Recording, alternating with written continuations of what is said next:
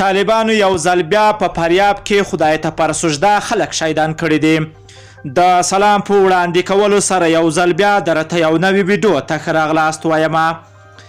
وسلوالو طالبانو وړاندې هم د اسلامیت او مسلمانۍ ټول حدونه مات کړي وو، خو دا ځل په دې برخه کې یو نوی افراطیت کړی ده او په فریاد کې د خدای ته پر سجده پریوتي خلک ضربه کړي دي.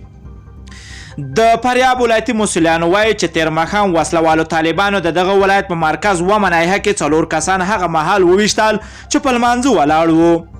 دا لومړی ځل نه ده چې وسلوالو طالبانو د ټولو اسلامي ارکانو خلاف د لمونځ کولو پر مهال افغانان په نښه کوي، بلکې تر دې وړاندې په لسګونه جوماتونو کې هم ورته بریدونه کړي دي.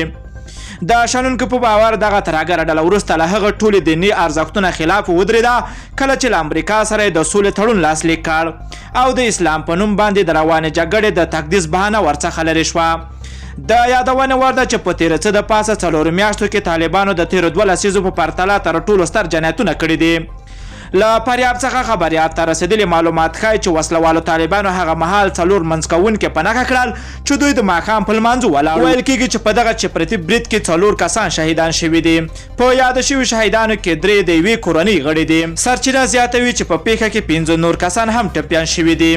دا په داسې حال کې ده چې وړمه ورځ وسلوالو طالبانو په یو بیان کې د حکومت او نور نړیوالو سازمانونو لخوا د تاوتریخوالو د کمولو وړاندیز هم غیر منطقي بللی و.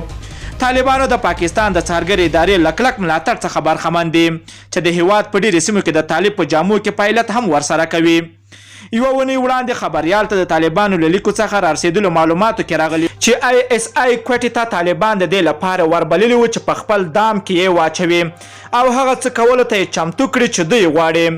په فاریاب کې خلک وایي چې وسلوالو طالبانو لخوا دا لومړی ځل نه ده چې پر منځ کوونکو باندې ډزې کوي او خلک شهیدان کوي. دوی وایي چې تر دې وړاندې هم ورته پیښې شوي دي.